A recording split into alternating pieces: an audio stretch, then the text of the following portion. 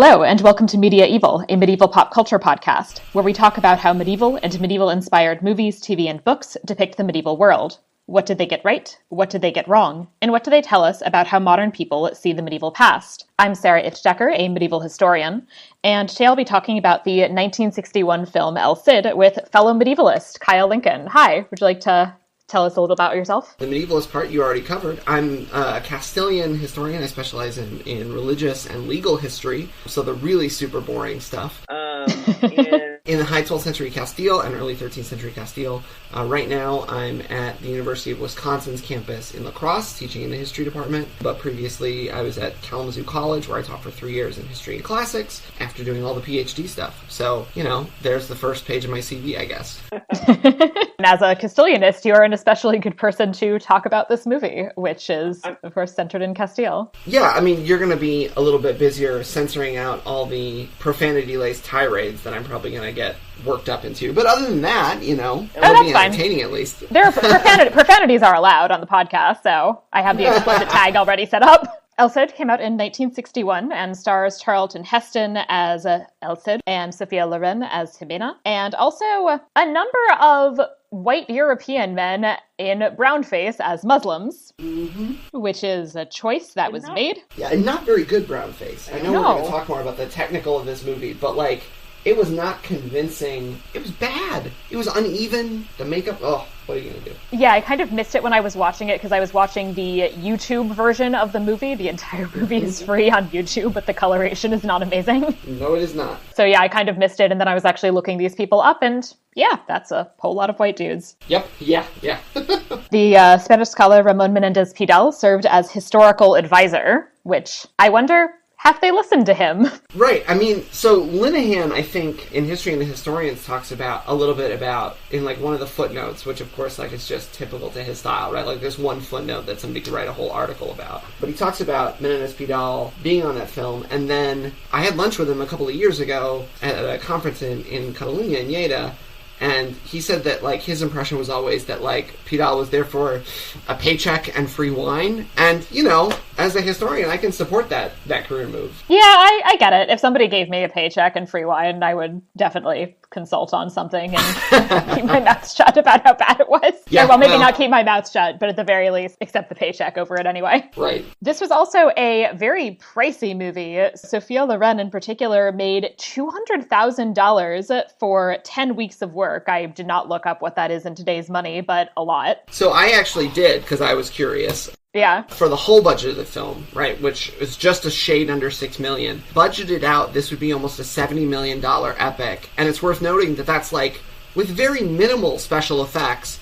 Yeah. And with, as I'm sure we're going to talk about later, with some pretty enormous governmental support in the production and the extras and the space use for this film. It's incredible that it was only adjusted for modern currency, only a $60 million film, but at the same time, holy cow, what did they spend that money on? Yeah. Part of it also went to apparently paying Sophia Loren's hairdresser, who made $200 a week.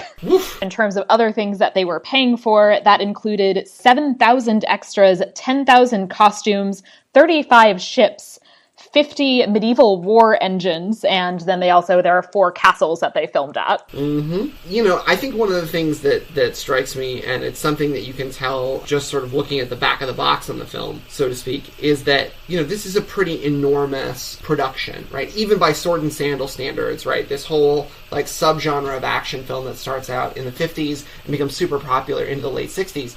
Of which we can point out things like Ben-Hur being a great example, right? Which also, conveniently enough, is a Heston film. It's surprising that they got to that scale and they were able to pull that off, especially if they're paying, and I just looked it up because I was curious when you said $200 a week. That's about, according to the internet, reliable source that it is, it's about a $1,700 a week paycheck for Sophia Loren's hairdresser. And, I don't think it's going to shock anybody to know that modern university professors don't get paid that much. Oh, no, I do not make that much. No way. Sophia Loren's hairdresser is good work, I suppose, if you can get it. Yeah. At this point, we can move into our next section, enumeratio, or the recap section, where we kind of go through the details of the film. So first, just kind of very brief recap, or even kind of statement of premise to orient us. I tried doing a more detailed one and then stopped because I decided it would take too long because this is a 3-hour movie. Yes, it is. So the very brief version is the film follows the life of Rodrigo Diaz de Vivar, here presented as a heroic figure who values honor above all else, and therefore wins the love of many, but the hatred of some. Over the course of 3+ hours, we follow the twists and turns in his relationship with his wife Jimena and his king Alfonso VI of Castile, as he attempts to save, quote, Spain from the invasion of Muslim religious fanatics from North Africa, as they are presented here. Yeah, that's a generous summary. Yes. We can be less generous as we get into the specific details. Right. No, you're much more merciful than I am. Yeah, for sure. So we begin with an overture with some very militaristic pseudo-Spanish music. 6 minutes of such an overture, by the way. It's so long. I definitely will say, I had a lot of moments when watching this movie where I just went, this I could have cut down and I could have made this a 2-hour film. Yep. No, and the worst part about the 6-hour musical overture is, and it's sort of typical of sword and sandal movies to often use that overture to do some big title cards to say here's the background, right? Here's where we are. This is what's going on in Rome. This is what's going on in Greece. Here's Alexander or whatever it might be. But the overture has almost none of that. No, it has these just weird sketches of El Cid in the background. Right. And then the intermission, of course, which we'll get to later, is almost the same. It's almost like it's another movement of this score, and it's just as long. And then the end credits are end credits. It's not even one of those films where they put the credits up front as title cards. It's interesting for sure. Yeah. It's a choice. Yeah, it is a choice. That's a good way to put it. Yes. It describes, I think again, quote, Spain, as a war-torn, unhappy land, half Christian and half Moor. Oof, that word.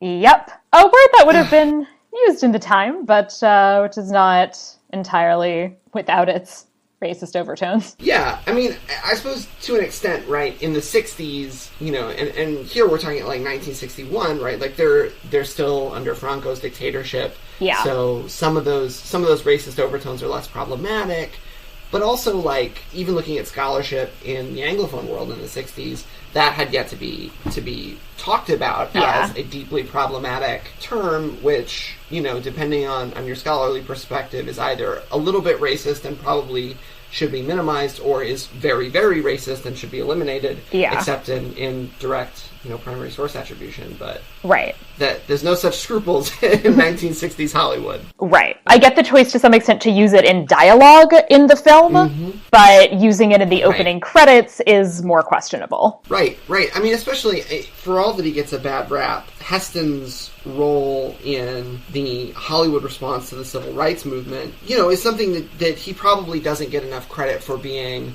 a major action movie star and saying, hey, this King guy has got some decent ideas, we should maybe talk about this, right? And this is a guy that by the time that was happening had been in the Ten Commandments, had done all this incredible big budget work. And so I almost wonder what if we kind of brought some books back and said, hey, Mr. Heston, are you aware what his response would be to starting the movie like this? Yeah. El Cid is described as a simple man who became Spain's greatest hero, overcoming religious divisions to fight a common enemy, the African emir Ben Yusuf, in the words of these opening credits. Oof. Yeah. So then we immediately get into, here comes the evil Muslim, who complains about how people think of the rulers of Muslim Al-Andalus, a term that I don't think is ever actually used, as poets and singers and not as warriors, including the, you have become women, burn your books, make warriors of your poets, let your doctors invent new poisons for our arrows, and so on. So essentially, no culture, just war. And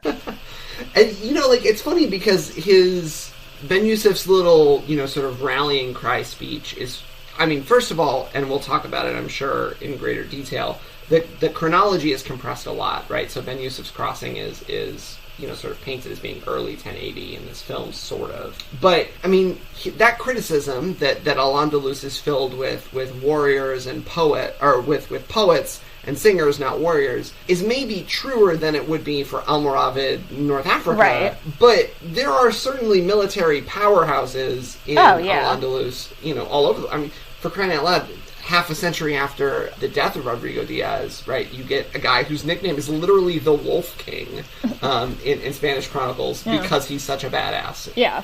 And, he's also a poet, so what are you going to do? Yeah. Not to mention there's things like there's this kind of implication that, they're also not on board with doctors, I guess, in among the Almoravids. Yeah. That's the problem, too, is that I think that there's also this kind of claim being made that the Almoravids are then only warriors and have zero respect for any kind of any kind of intellectual endeavor. Right. No, it's this kind of classic savior savage dichotomy going on. Yeah. Right. That they're already sort of foreshadowing a little bit. And all of that is hilarious in the fact that, the Almoravids do conquer a lot, right? But they're tax reformers. That's their thing. We're going to eliminate bad, unlawful taxes and go back to a simpler economic system and, streamline our tax policy. There are a lot of politicians in the modern world that are clamoring for that. Yeah. And, the Almoravids are painted here as being, explicitly African, as though that's a distinction they would have recognized, as being somehow disconnected from Al-Andalus, as though they haven't been, participating, receiving, collaborating in all these processes the whole time. It's an interesting note to start on. Yeah. Leaving aside the fact that in that scene, right, he's already in this, almost harem caricature of a film space. And it's, Yeah. We then move into El Cid's first heroic appearance in a battle against the Muslims, which, as it ends, he literally carries a cross on his back. And Jesus. Don't forget Jesus on the cross. Yes, a cross with Jesus. He is not only bearing the cross, he is bearing Jesus on the cross. I think it's hard to come up with any kind of more overt metaphor to line up what El Cid is going to be, right? He's going to literally carry the cross and, in the process, Christianity, throughout the course of this film, and it's, oof. And essentially, spoiler alert, sacrifice himself for the, sins of, quote, Spain. Right. Yeah, I looked, the Castilian in me got really interested as to whether or not this is actually a village or battle that I could line up. And for the life of me, I think they just made the scene up for the movie so they could do that cross scene. Because there isn't a good, there's not a good point where it's in 1079, this thing happened. It's not even close to the case. And of course, the other purpose of the scene is that it then gives him this opportunity to take all of these Muslim prisoners that they can then heroically refuse to execute. Yeah, so I was trying to track those actors to see if I lined it up right. Are they supposed to be generals from the Emirate of Zaragoza? Is that what you picked up on that? I think so, but I'm not 100. It was really not made clear. Well, that would make sense. That would make sense, sort of. It wouldn't make sense. Right. In the film's kayfabe, it would totally make sense, even though... Yes. Yeah. Oof. And especially because it's also... I don't think it's even really clear where the battle takes place. No, and that's why I was trying to, dig through... I opened up a couple of old books and a couple of recent ones to try and get any of the sort of military history. And, if you're exhausting Bernard Riley, Simon Barton, and Francisco Garcia Fitz on military stuff, then it probably didn't happen. Yeah. If those three didn't find it, it probably did not happen when it comes to military history of Castile in the period. So, that almost makes this scene even more precious, right? It's not as though they're airbrushing something. They just decided what we really need is a conquest, capture, rescue scene to bring together all the film's thematic elements in the first 5 minutes of action. And so this then begins the kind of first of the big conflicts, that is that he insists that he's not going to execute these Muslim prisoners.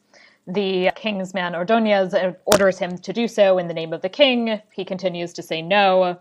This then ends up leading to this whole thing where and I find this scene a pain in the ass, where, his wife is his fiancée Jimena is very upset about this whole situation. We have a scene in which the Castilian princess Urraca comes to tell her about this in the most circuitous and snarky way possible.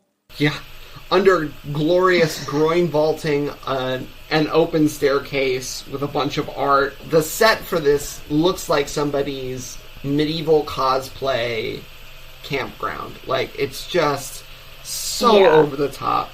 that you can't this could be nothing else than the royal palace where they are, obviously. And I will say also, the art in particular drives me nuts because there's all of these bits that are clearly supposed to be painted onto the walls of churches that are then cut out and put in frames along the staircase of a palace. You can sort of feel Franco's army saying, like, do you want us to move this wall, boss? Like, to put in these sets. Yeah. It's just too much. Yeah. As his father is trying to defend him, he ends up coming up against Jimena's father, who insults and I think strikes him. Mm-hmm. And then in response, Rodrigo then has to defend his father's honor and his family name, and then ends up killing Jimena's father, which she, of course, is then, he asks her to avenge him as a son would. And so, of course, there goes that relationship. Right. I really thought Jimena's dad does a really great job of fighting in this duel, considering he's been dead for 35 years. By the time the movie says it starts, look, if I look that good when I've been 35 dead, that would be pretty great. The whole tension, and leaving aside the fact that Jimena's father is the Count of Oviedo, right? He's not a small deal. Yeah. Now, granted, again, he's been dead since before the king they pretend is king in this movie has even come to the throne, but Rodrigo is not, right? Like, he's very much I mean, his dad's successful, but Rodrigo's the first one to get sort of to that communal rank, and yet he's dueling for why exactly? No reason. Yeah. Especially because it seems like they just keep sort of losing track of to what extent he's actually subject to any kind of treason charges. Which he's not. It's not treason to not hand over hostages that you take in battle. Like, that's not in any fuero does it say that, like, if somebody takes hostages, they have to hand over the whole hostage. Right. Like, no, it's technically subject to his decision as the person who took the hostages. Right. And of course, hostages are more valuable alive, so Cid is not only in the film doing this thing that's somehow complicated, but he's doing the thing that would have been more sensible to a medieval audience anyway. And at best, the only way he could get run up for any kind of charges is, like, if he doesn't break off the king a share of the loot he gets for selling the hostages back. Right. Like, ugh. Right, and it also doesn't even make sense that the king is insisting upon executing all of these people, many of whom are presented as being quite important. I mean, especially because, like, Fernando's whole crowning achievement is getting as many of the parias payments, those tribute payments from Al-Andalus that he possibly can, right? Like, that's why he's able to give 100 pounds of gold every year to a French abbey he's never been to. Mm-hmm. So, This whole crime thing feels a lot more like a bad episode of Law and Order than a good cinematic achievement. Yeah. Speaking of miraculous resurrections, the current king, supposedly Fernando, then gets involved in this conflict with the King of Aragon over the city of Calahorra. Yeah. And the way that this is then to be solved in the film is that there will be a single combat.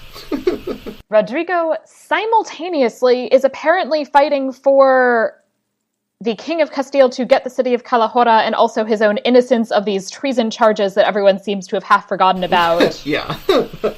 It's a mess and would not happen in any medieval situation. No, I mean, the idea of a lord being judged, by a trial by ordeal of combat, right, is maybe early here, but, and, we could add in Rachel Welch and ask her what she's found on some of this stuff, but my understanding of it has always been that a trial by ordeal is almost exclusively regarded for, like, high treason, not, I insulted maybe the king a little bit, sort of, right? Like, this is just such a circuitous route to get to, especially because, like, almost none of this, the King of Castile being dead for 8 years and the King of Aragon being dead for 6 at this point, right? Like, all right, they're going to compress the chronology a little bit, but exactly why they're fighting over a city that's supposed to be in the Basque country and under Navarrese influence, just makes this whole thing even weirder, that they've erased the whole kingdom. And also created some already. It's just a mess. And also, in addition to the trial by combat thing, trial by combat has, when it exists, it has rules. Yeah. You don't fight against another king's champion to defend yourself against the charge of treason to your own king. No, you do not.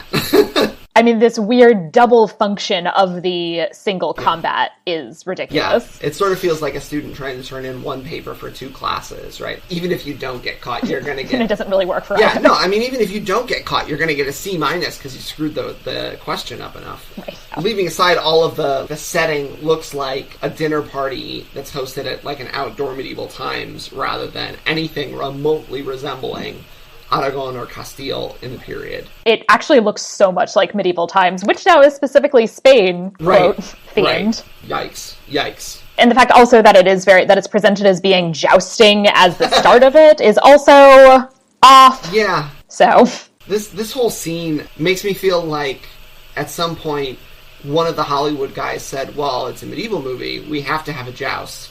And probably, the Menendez Pidal or whomever it was that was sort of trying to set it up were like, well, if you're going to do a joust, you might as well just do whatever you want, right? Because that's ridiculous. But And, I sometimes try to save some of these things for the end, but I'm also just going to go ahead and say, in terms of the inventing of kingdoms, that as specifically somebody who works on Catalonia, it was driving me insane that the King of Aragon and his champion have as their heraldic crest the arms of the Counts of Barcelona, despite the fact that dynastic union will not happen for another 70 years? If we're generous and we just assume that it's 1080, right? Like, who knows what year we're actually in, right? Like, Right, yeah. Oof. What's more, and this is, since you bring it up, right, the Castilian crest at this point is showing the Alcazar of Segovia, and that triple tower feature doesn't show up even in coins, right, which is the sort of earliest version we have in Castile, because all our stuff is missing, which makes me sad. It's supposed to be like one tower, right? It's not three yet, and the lion is supposed to be on the other side, and then there's this third element, which I think is supposed to be a Burgundian crest, sort of quartered. So, like, the whole thing is just this weird, like, it looks like a student went on Wikipedia and said, these are things that look like Spanish shields, I'ma use them without context, right? Yeah, the joust scene that also ends in murder, and then murdering, and then, oh, Ximena, you gave this token to the Aragonese champion, which, like, supporting Aragon in this trial, that's actual, that's treason, and, mind you, her brothers aren't it. Because it's not just about, like, this dude and her father, it is about the kind of just distribution of wealth this city that there shouldn't have been this fight over, but be that as it may, she is essentially expressing support for the King of Aragon over her own king. Which then Rodrigo takes the scarf, because of course a few minutes ago she's only going to wear black because everything is black now, and so he steals the thing off a lance that, or off his sword. Like, after he's killed a guy in a tournament fight, you don't kill someone. It's a big no-no. It's a big problem, right? Like, one time a French king gets a lance in the eye and he dies, and the guy that kills him is in prison for the rest of his life. Right. It doesn't make sense that this would not, in fact, spark more of a war, as opposed to just, great, we solved that problem. But, however, it does solve that problem. He also, because he grabs her scarf and all of that and hands it back to the king, and then he, kind of yells, hey, I killed that lady's father, so that means I have to marry her now. To which the king says, yeah, sure, whatever. Which, I mean, that's 11th century consent law for you. Yikes. Yep, not great. He then is, kind of goes up. I will say the one thing I do appreciate is that they do keep having kind of bishop's blessing things. I can't figure out who that bishop is. Yeah. I do appreciate the kind of mild taking religion seriously. You can definitely tell that, like, two of Menendez Pidal's students become bishops with how often there are clergy in the background, right? Like, even if they're not doing a lot, and even if they're never actually identified, we'll talk about, like, the bishops and lack thereof later, I'm sure, but the fact that there's just this random guy who's dressed more along the lines of, like, contemporary papal regalia than as an archbishop, and the fact that there isn't an archbishop in Castile at this point just makes this whole thing nuts. They don't have an archbishop. Right. They're a little salty about it. And yet in the film, there's this guy in a full white mitre with a crozier doing, like, the hand wrapping for the wedding. It was a lot. It was very, very, very extra on the part of the church actors. Time-traveling archbishops. He is then on the road again for something. There is a sneak attack from some Muslims. Yeah. It's not really clear who they're supposed to be exactly. No, but they have a curvy sword, so they must be Muslims. Right. And also they, have, like, head scarves, basically. Right, yeah. Those two things definitely have to be Muslim soldiers. Yeah.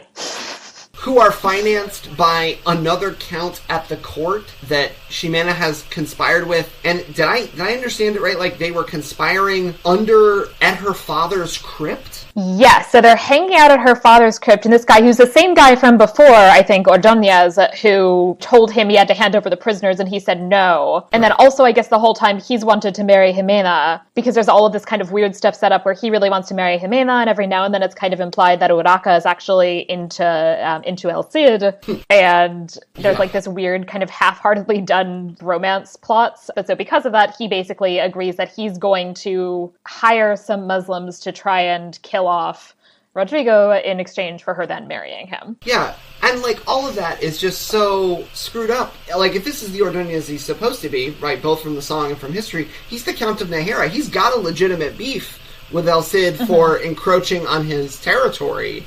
But, like, they don't deal with any of that. They just want this weird... I don't even know what it is, because, like, Urraca's kind of into her brother, and she's kind of also into El Cid, and Ximena's both in this weird, I'm not sure about El Cid, but he's Charlton Heston, so I have to have this magnetism towards him, and Count Ordonez. It's like a love pentagon that never gets really resolved. It's so awkward. Yeah, no, it's a mess. Sancho, the king's son, then encourages Rodrigo to kill Ordonez, and, he then refuses because of honor or something. One of those things that is being insisted on again and again is his honor above all else. Right. Rationale. He comes back and an extremely grumpy wedding takes place. Yeah, there's nobody at this wedding feast. No! There were like 4 people. Yeah, the wedding feast is him and Ximena sitting alone at the table with these like 2 dudes who are friends of his, trying to get her really excited about how good the wine is in Vivar. Right. I think the implication was also that in a very like 60s way, it's almost like they're trying to tell her to smile because it's her wedding day. And do it with saying, like, this is really good red wine. And, like, having been to Vivar del Cid, there are, like, 2 wine stores there now. Like, I don't know where they got this the wine is really good thing, but, like... I think it's just, like, because it's in Spain. Right. Well, I mean, Franco wants to sell the wine, for sure. Quote, Spain. Yeah. Rodrigo, starts getting drunk. Yep. While she's getting dressed, he kind of goes to her. She informs him that as her kind of big act of revenge, she's never ever going to love him, even though technically he can have her if he wants to. Which is a great message for kids. Oh, yeah. Oh, absolutely. And then it's also this just, like, lowest possible bar of, he's the good guy because he didn't rape his wife. Right. I don't want to get into too much of the gory details here. But can we talk about her bridal lingerie and the whole changing scene? Because I don't know who in the world says, you know what I really need? I need 16 feet of taffeta with gigantic fringe tassels at the end of, like, sleeves that go on forever. And I need 4 people to dress me in it so that there's so much cloth. It almost felt to me like Sophia Loren was like, I don't want to show too much skin in this movie because reasons. And so they were like, okay, here's an entire castle's worth of curtains. We're going to turn this into your bridal lingerie. I'm like, I get that they're trying to be tasteful about it, but it was so over the top that it was just... I remember looking at it and going, I'm pretty sure I've seen those fringe, like, tassel things on a couch cushion at a Parador somewhere above the Duero, and, like, now they're on Sophia Loren. And, like, the whole wedding dress, wedding feast thing isn't leading to this, like, big moment where she needs to look powerful and solid. And so it's almost like they put her in the most ridiculous outfit just to make the scene even more uncomfortable. Right. She has this kind of awkward, kind of giant outfit that she puts on, and then she switches it for this other awkward, gigantic outfit that doesn't actually, in a lot of ways, honestly look that different. And it's like... Right. She takes off for a tiny bit to a convent, with which the nun basically tells Rael, oh, you're not the type. Get out of here. Which is fair, right? Because it's Sophia Loren, right? I would pay good money to have seen Sophia Loren in the 60s hang out in a convent for a day, like as a reality show. Oh, yeah. I did actually once come across, there's like a Latin immersion program that I could have done that would have been actually living in a convent in Rome. Yeah. And then decided I could not handle, as a Jewish woman, living with nuns for a summer.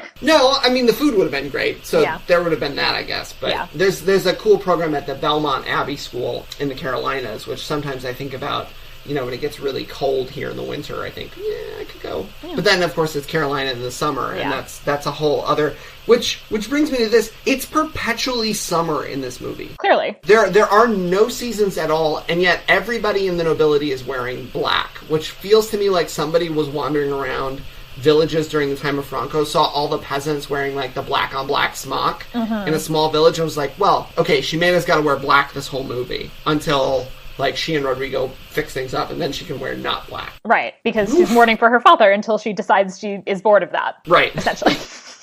Is bored of that enough to have twins somehow, but... And there's also so much clothing that everyone is wearing. Like, it's not just, like, her and her, like, tassel situation. It's that everybody looks at all times like they're wearing 12 layers. Right, which nobody in the world in the Meseta is going to do. Yeah. And they're not even breathable fabrics. Like, it's not like they're all wandering around wearing cotton, right? They're in 13 pounds of wool.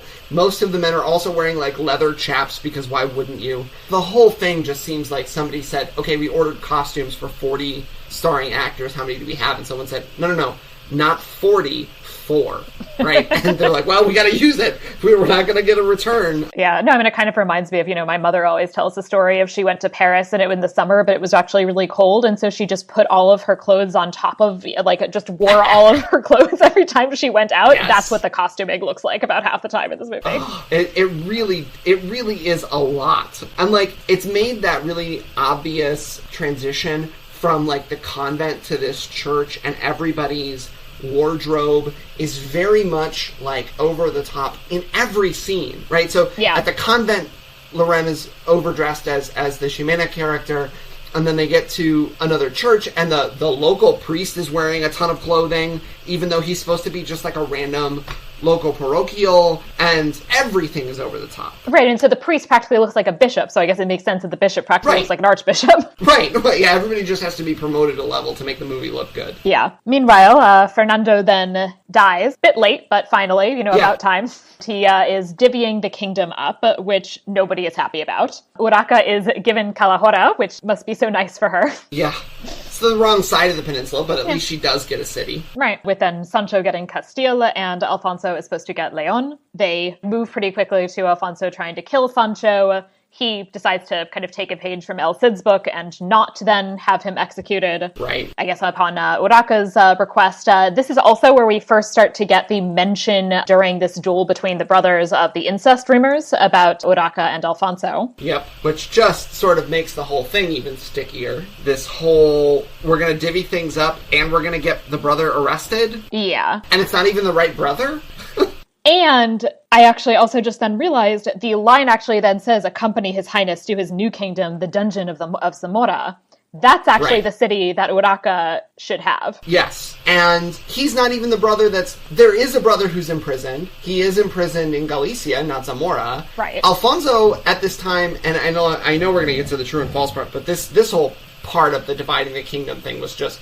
It was too much for me. I had to stop and, like, get more popcorn because I was just enraged. But this whole idea that, like, not only are we going to delete Garcia of Galicia, okay, he's a distracting character, but, like, Alfonso VI goes into exile in Muslim Toledo at the time, and we're not even, like, going to talk about that. He's just going straight to a dungeon that his brother's in. Yeah. Yeah, it was just absolutely nuts. Yeah. We then have Ibn Yusuf, who goes to Valencia to intimidate their emir, and to make sure he has a spot to land his, quote, armada, which is such an interesting word choice, considering that the only time I have ever seen the word armada used is specifically to refer to the 16th century Spanish Christian fleet of Philip II. Right. Like, if the Almoravids were known for having a big fleet, then okay. But they're not, right? No. They're known for building castles, for building murabit, all along the Moroccan countryside. So they're not even like, it's not even like they were actually like really intense about boats. Like, that's exactly the opposite of what they were good at. Right, and especially it's also, why would it, and it's also just very odd that there's this kind of insistence on specifically going all the way to Valencia. Why would you go all the way to Valencia as opposed to landing. Algeciras. Yeah, like basically just like going 5 seconds across the water. Right. I mean, even if you did want to go to a big city, the Guadalquivir is navigable all the way up to Sevilla at this point. Yeah. Like, you can get to the heartland of Al-Andalus. Yeah. And to a place that is eventually going to be the Almoravid, like, center of gravity in the peninsula. But, like, that wouldn't be a nice, clean narrative, right? We can't make Valencia unimportant if Valencia is going to be the place for the climactic scene in the movie. Right. Valencia is also one of the more Orientalist things I have ever seen. Oh my goodness. Yeah, let's talk about this whole Ibn Yusuf and the Emir scene, because it's a lot. Yeah. So it's a lot of that kind of same Ibn Yusuf kind of bullying the Emir of Valencia, but then it's also then this like very obvious on the 2 separate unfortunate Muslim stereotypes, one being the kind of creepy religious fundamentalist in the form of Ibn Yusuf, and then the other being the kind of decadent harem stereotype as seen in the Emir of Valencia. Yeah, who, by the way, has like his head shaved and is completely, I mean, I'm not sure if they were trying to imply that he's a eunuch, but he certainly looked more like a eunuch character than any that I can remember in quite a long time in movies. Which inherently makes no sense, because a eunuch would not be the Emir. No, I mean, maybe a Vizier, maybe, but even then, like, that would be particularly dramatic. And of course, you know, Ibn Yusuf is this whole time dressed in black on black to make him the most emphatic and obnoxious character he can be. Yes, with his entire face covered. I mean, he's basically wearing like a man burqa. Yes, which I think we should call a merca. Yeah, so there's, the Emir who's presented in this kind of visual that implies a eunuch, even though it makes no sense for him to be a eunuch. And so it seems like this basically just like, let's throw some Orientalist stereotypes at this character and see if any of them stick. And in addition, the decor of the palace is this like awkward pastiche of 5 centuries of Islamic art. Oh my gosh, yeah. It reminds me of like the worst kind of Pinterest quotes about like, isn't this Spanish palace great? And there's like a picture of like the Alhambra next to the Real Alcazar in Sevilla. Right. And it's just like, what are you doing? And it's like next to a piece from like Uzbekistan. And you're like, you're in 5 centuries in three different places. What are you doing? Yeah. Yeah, and then like, and the function of that scene, right, is obviously clear, right? Like, it's supposed to be another one of these. The Andalusi Muslims are weak and effeminate, and obviously El Cid, by trying to save Spain from their influence, is a good guy. And then that contrasted with like Ibn Yusuf being himself like this unsavory character that they also like, so that he's a double savior almost, that we've got this victim in Andalusi Muslims who don't know that the real Muslims from Africa are bad guys, but also, you know, we've got to deal with this weird sort of, I don't know what, this composite of 3 sides of this conflict that just, they didn't need to make it this complicated. They simultaneously made it too complicated and insufficiently complicated. That's right. They tried to write like 2 storylines together so that they could tell one story, but in the process they did neither. Yeah. Yeah, it's just so bad. Back to the continued dramas of the royal family, El Cid has helped Alfonso escape and taken him to his sister at Calahorra. And Sancho then rides to Calahorra and yells at Urraca from the ground. They kind of yell for a while. And Urraca tries to talk Rodrigo into joining them, and he is trying to do this awkward thing where he's saying, no, I'm supporting all of you equally. Yeah. A thing that is literally impossible to do. Yeah, well, I mean, and especially because they're not only supposed to be kings from different kingdoms, but they're actively trying to disinherit one another. Right. There is not a path to him being on all sides. It does not make sense. No. They also, it's, by the way, during this whole scene, he keeps just literally Urraca standing right there, and he just keeps forgetting she exists. Like, he keeps saying it to Alfonso, like, I swore to serve you and your brother equally. And Urraca's like, and me? And then he's like, yeah, Sancho and Alfonso. Right? Right, leaving aside that there are, even if we accept that, like, Urraca is supposed to just be a stand-in, and that somewhere, yes, there's another brother, there's another sister, we're not going to deal with that. But, like, all of that is completely unnecessary. Like, this whole Urraca subplot feels like somebody thought, like, we're going to set a good spin-off, and then we'll have the Urraca movie, because they mislooked up which Urraca this is. That they think it's the queen and not the Infanta. Like, right. They're in the wrong generation. Yeah. Which, of course, leads to the scene where we might almost actually be getting to stuff that we can link to the whole Cid corpus. Yes. But not before some weird interlude where they've transposed the scene to a different city, right? So this whole conversation, and then they're riding around the walls, and they don't say that they've changed location. They should be, right? Calahorra is on the other side of the peninsula. They should be instead under the walls of Zamora. Right. But, of course, they've transferred all the good Zamora stuff to Calahorra because then they can link the two Calahorra bits. And then Sancho gets stabbed while wearing a chainmail coat. Right. I mean, given that at some point I've looked at the chainmail, and I'm pretty sure it's, like, basically sequins. Yeah, I mean, 2 generations ago, Sarah, not to get too personal about this, I actually had a great-grandfather that was from Memphis, and he worked in the sequin mines, and we don't talk about the effect that sequin mines, sorry, I can't keep that up. No, but it does, it absolutely, and they're not even good sequins. No. Right? You can tell that this is somebody went to Halloween Express circa 1961 and said, I want the night costume, please. And then they're like, ooh, not wild about the overshirt. I'll just take the chainmail coat, right? Yeah, so despite wearing what is ostensibly chainmail, he gets stabbed with this, like, teeny tiny little dagger. Yeah, so I did an experiment at this point in the movie. I paused the movie. I have a chainmail dice bag for playing Dungeons & Dragons because, spoiler alert, there are medievalists who are nerds. And I got a steak knife from my knife block, a long one, because I was thinking, okay, if you're going to try and assassinate someone in chainmail like this, you're going to need a long, pointy dagger, right? Because a big flat one isn't going to work. And I tried to, this is going to sound really ridiculous, I tried to stab myself in the hand, gently, but I wanted to see if I could actually get the blade through. And of course you can't, right? You need like a tiny screwdriver to get through the spots, right? Like, that's the point of chainmail. Right. If anything, Sancho should be getting, like, he'll get a bruise, he might get a scrape, but, like, this is a boo-boo. This is not an assassination. And especially also because, actually, based on what he's wearing, it actually would have totally worked if the guy had stabbed him in the neck. Right! But which he does not do. He's got all this exposed flesh! Yeah, like, there's so many exposed spots that would have made more sense, but no. Which, of course, leads to the big scene that sets up the whole Cid drama, right? Is that Alfonso kills Sancho, and then Cid has to choose a side, and he's like a Castilian partisan.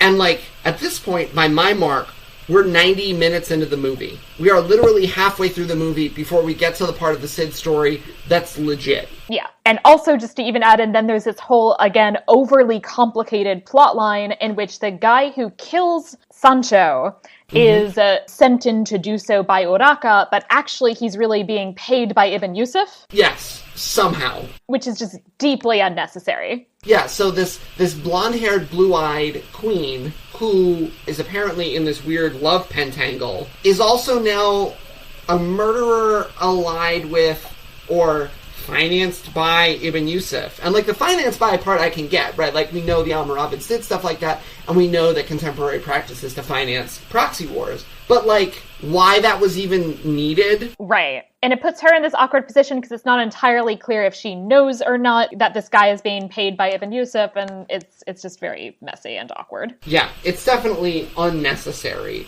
as a plot twist. And it just adds, like, another 4 minutes of stuff that you could cut and make this a much better movie. Yeah. Speaking of additional scenes that probably don't need to be there, then there's a bit where Urraca goes to see Jimena, who is embroidering this thing that looks like you basically, like, bought the embroider your own random corner of the Bayou tapestry kit. Yeah. Like, from a gift shop. Yeah. Yeah, I think what it's supposed to be is, like, this kind of, like, Rape of Lucretia redub, right? Where, so Urraca is coming as the, like, decadent, and Jimena is supposed to be, like, super down-to-earth and real. And then, like, we get more layers of this ridiculous love plot. Yeah, where she's clearly jealous of Jimena that Rodrigo loves her, but also she's, like, had multiple scenes at this point where she looks like she's about to make out with her brother, and it's so much.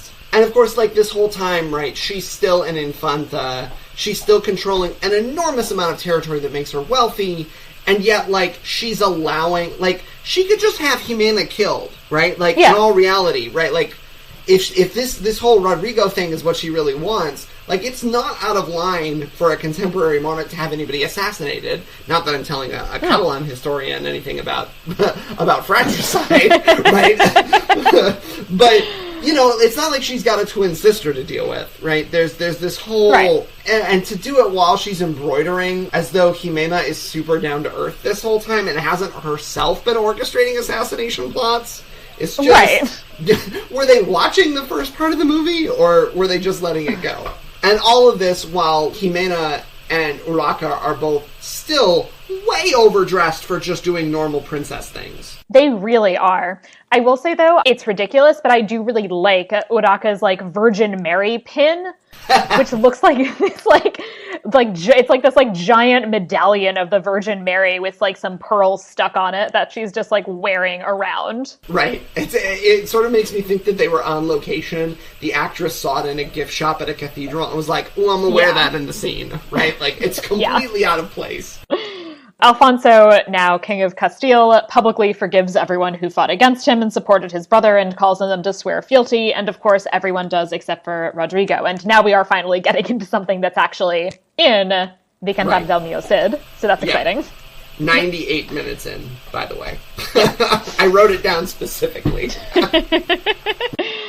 And he explains that he'll only swear fealty if Alfonso then proves himself innocent by swearing that he is innocent of his brother's death. And on books instead of relics, that I'll accept, right? Because explain relics to a modern audience in the 60s, right? Where they would have been really confused if they just, like, pulled out somebody's arm bone. Right. Even if it wasn't, like, a fancy, like, little chest or something. Like, why are they swearing on that treasure chest? Yeah.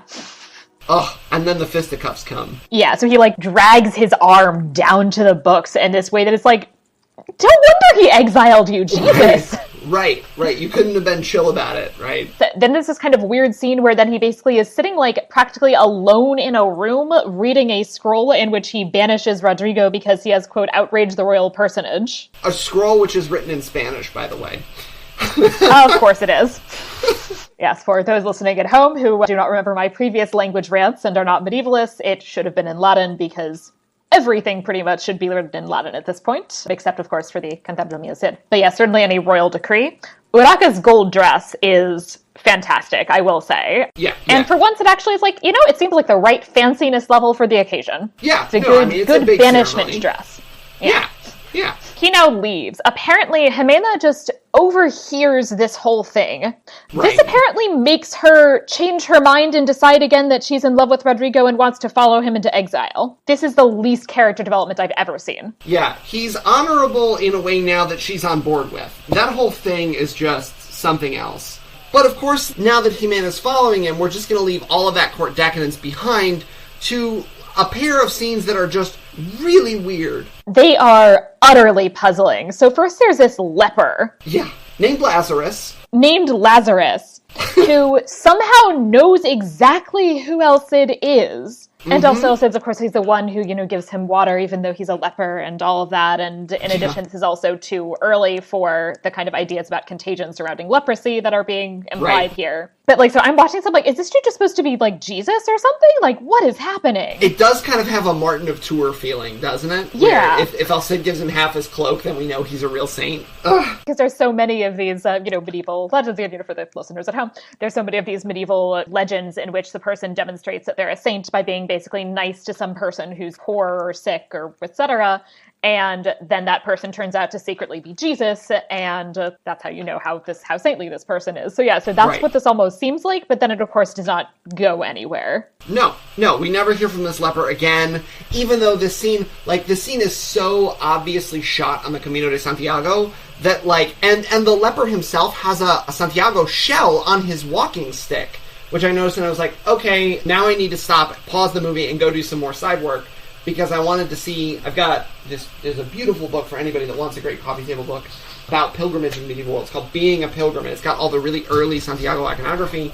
And of course, like, it's a little early to be widespread, but exactly why a leper is on pilgrimage. Right. Like, even at this point, it's a little early for this whole, like, cast out a leper, keep them away from the village bit.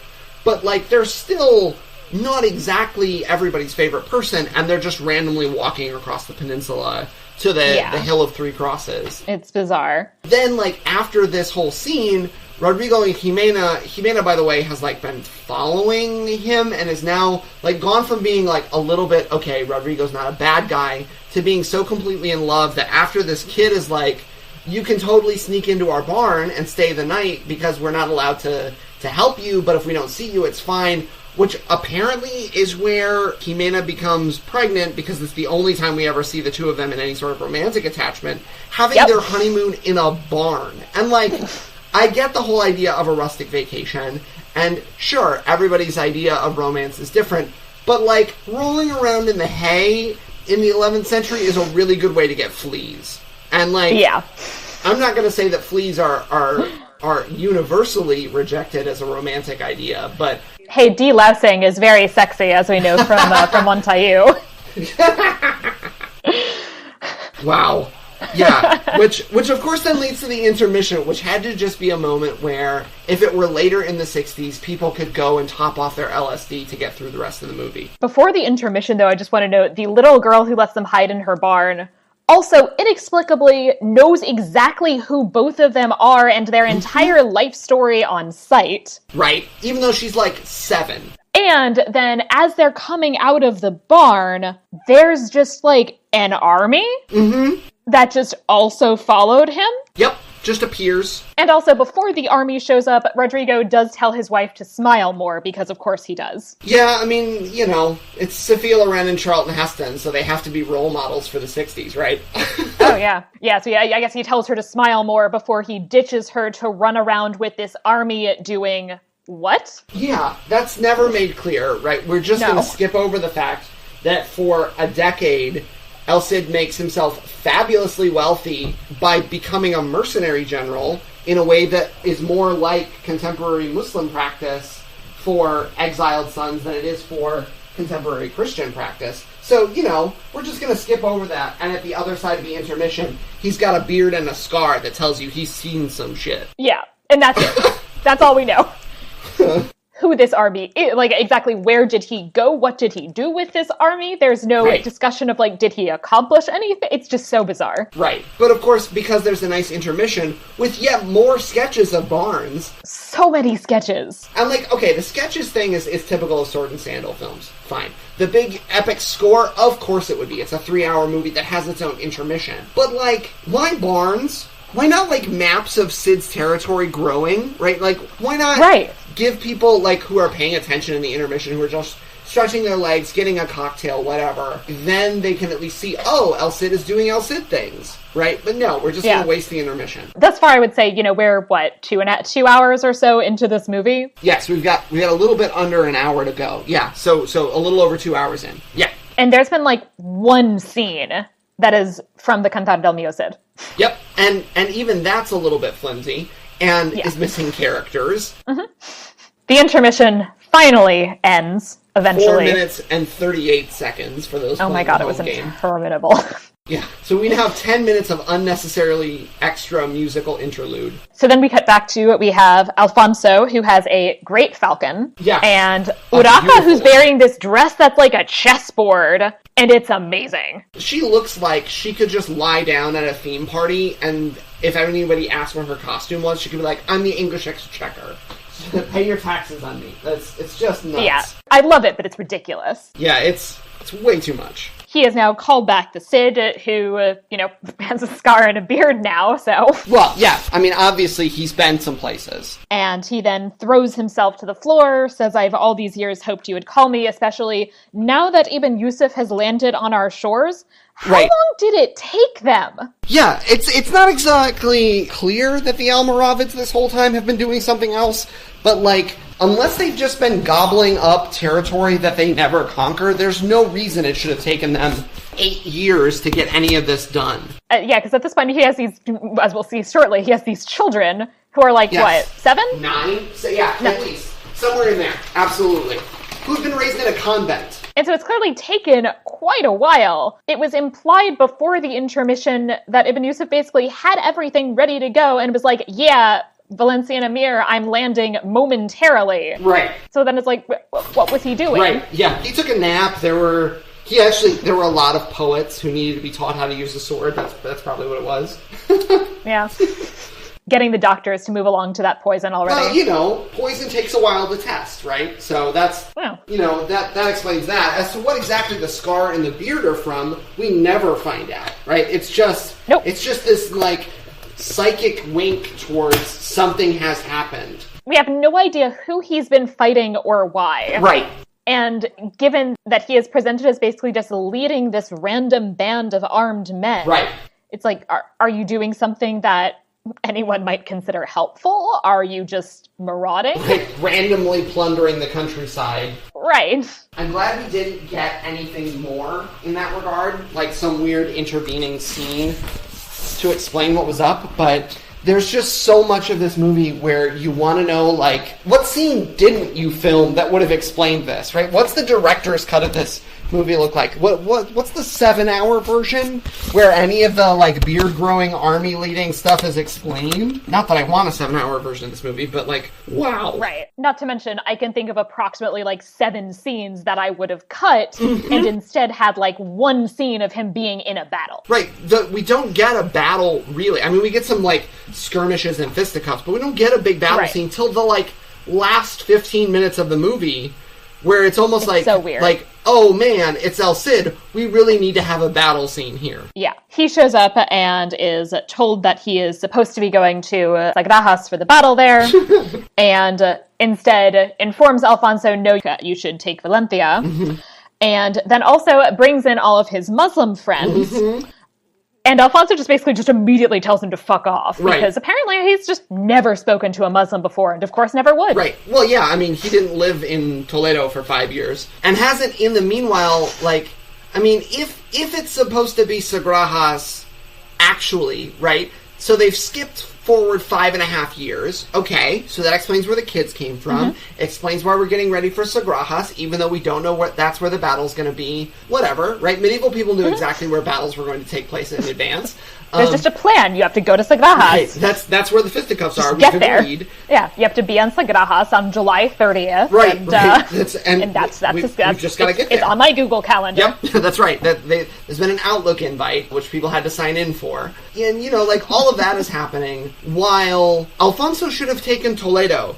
So he should be in a completely different place. But he's not, because, of course, Spain has a capital? Question mark? Right. And, of course, that we've skipped the conquest of Toledo, which is very important. Right. And would have been a fantastic scene because it's completely unarmed, right? Like, Alfonso just walks through the north gate. The churro stall isn't there yet, but he could have walked past the churro stall at the Bisagra and just wandered in, like, past the Roman circus, up the hill. Hey, I'm great. This is how big a deal I am, right? Like, and even if they wanted to 60s it up and say, like, the Muslims there just gave up their arms because Alfonso's so great. Wow. Yeah. El Cid responds, sire, you risk having no Spain at all, to which my response is, well, I mean... Yeah. It's not like he does have Spain. Right. No, there's no such place, but okay. Yeah, I mean, because this is, I guess, the point at which Alfonso does kind of start to use this, like, grandiose title of the Emperor of all Spain.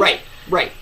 But the fact that then everybody just starts referring uncritically to Spain from this point on just drives me insane as somebody who studies Aragon, which very much is a place that is not on board with Castile, calling itself Spain or implying that they have some kind of sovereignty over the King of Aragon. Right. And, like, even if you want to... And I think it's fair to say that Menéndez Pidal, right, if he's sort of influencing any of this, is getting a lot of pressure from Franco, right? Because Franco's always terrified of Basque and Catalan separatism, and as we're speaking right now, like, that story's still being bandied around in the media and in modern Spanish politics. But even if we uncritically accept Alfonso's use of Imperator Totius Hispaniae, right, the emperor of all of Spain, he's not the first one to do this, right? His dad does it. No. But, like, it's always this sort of thing where, like, when all the kings are gathered,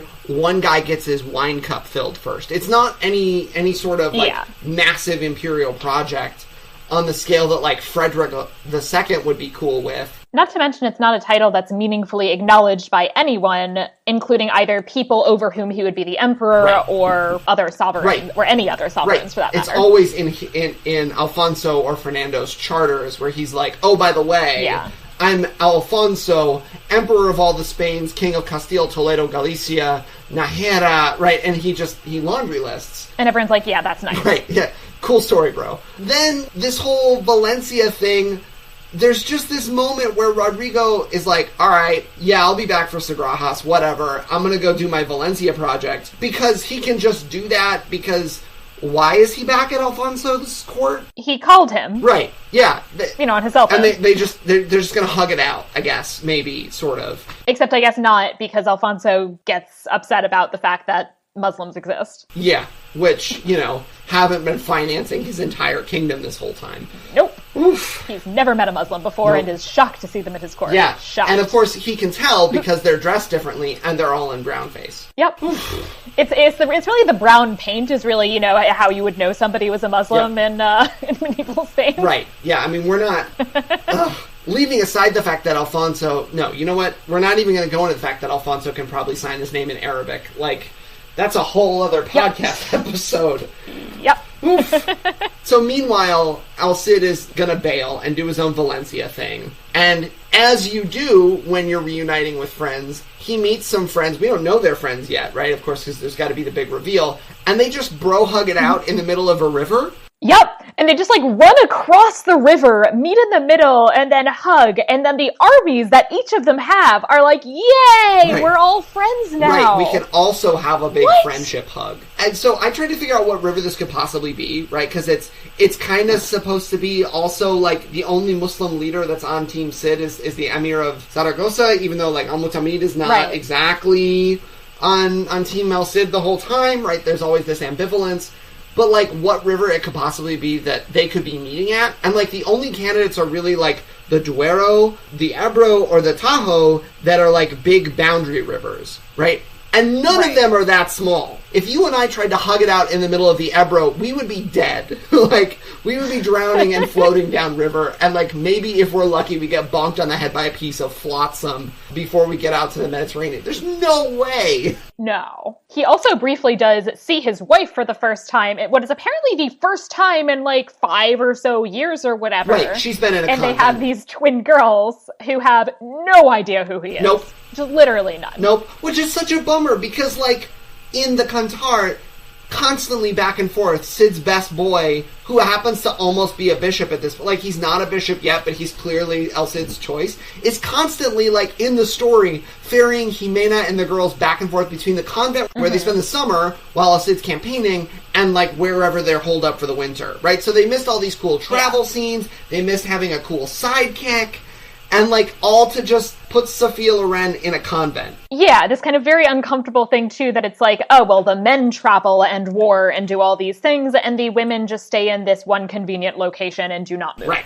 And then, even though Valencia goes off well, and in real historical life, El Cid, the first thing he does is send tribute to Alfonso VI to, be cool. Alfonso is furious, apparently, that El Cid has taken Valencia and not gotten back to the battle in time. No thank you for taking Valencia. Right. Leaving aside the fact that it's a massive port city, it gives them a huge buffer zone. It gives them, a way to check, even if we wanted to resurrect the whole Aragon, Catalunya thing, it's a huge check on expansion from the northeast. Of course, important given that Valencia does eventually end up being part of the Crown of Aragon. Right, so. Right. It's not like there isn't some value there.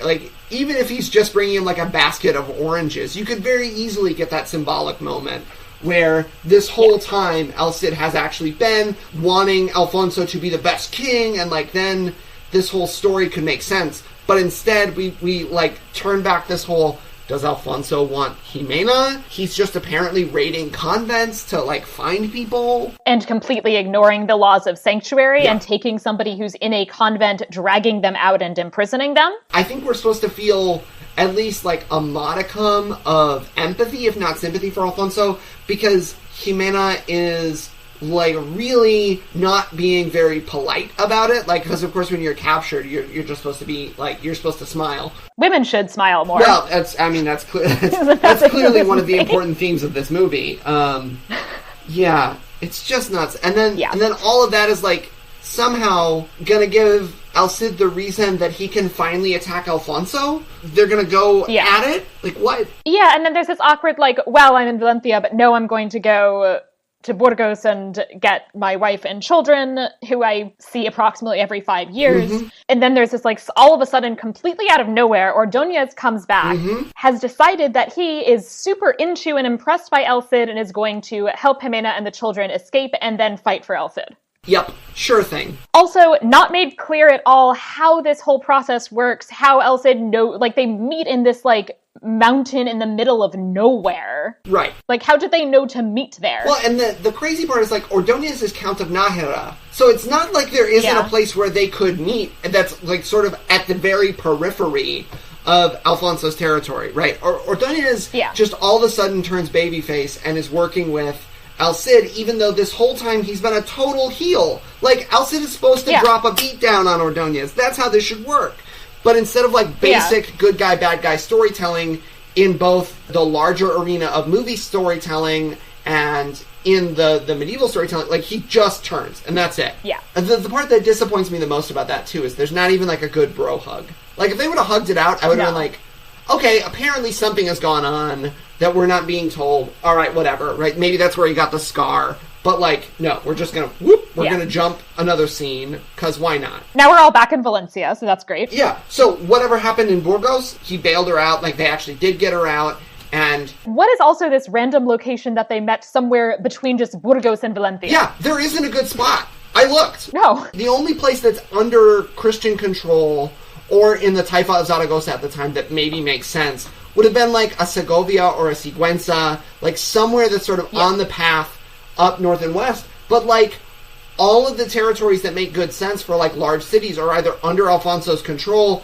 or under Taifa states that are under Alfonso's control or influence. They literally must have just been like, hey, you know that rock that looks sort of like somebody's nose? Let's meet underneath it, right? Like, it's just the worst spycraft ever. Yeah. Again, a number of, like, time compression. By the time they get back to Valencia, Ibn Yusuf is on his way with his armada finally across the Mediterranean, which doesn't make sense. Nope. Okay, so for non-specialists, it's worth noting that most of the Almoravid heartland is on the western coast of what we now recognize as Morocco and the Western Sahara, and not in the northern parts of Africa that would later be Almohad territory, right? Where there are actually places where you could launch ships and sail across, right? Ibn Yusuf is crossing through tons of different port towns, going past a whole bunch of different places where you could land an army and make a formal assault, but instead he's just going to sail the whole way to Valencia. No, it's ridiculous. So they've been, for some indeterminate amount of time, laying siege to Valencia. Yeah. And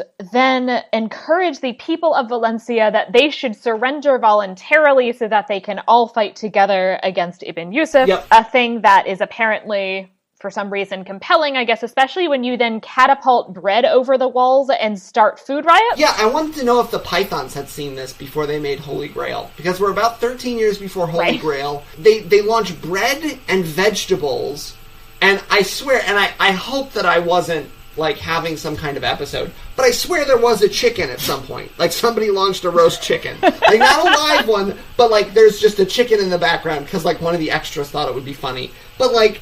Yeah. And then, like, the food riot gets the emir on the inside to be like, well, this guy's clearly cleverer than we are, right? Like, as though a medieval army is A, just supplied with fresh vegetables all the time. Right. B, would put them in catapults, which they don't have, and would then, like, somehow the food riot gets other people to be like, oh, he must be clever. He must be El Said at the beginning of the movie where he's just super brilliant. Also, not to mention that if you're, like, catapulting a big, like, loaf of probably slightly stale Spanish crusty bread over the wall, no way that doesn't hit a child in the head and kill them. Right. If it's even heavy enough to get there, right? Like, if you try to throw something that's lighter than it seems, everybody's done it, right? Like, if you've been practicing with, like, a Nerf ball or something, or with a regular football, and then you throw a Nerf ball, it's weird. It's, like, too light. Catapults are not made to launch bread. A boulder and a loaf of bread are very different things. Right, and, like, what is the size of these catapults? Right. That they're...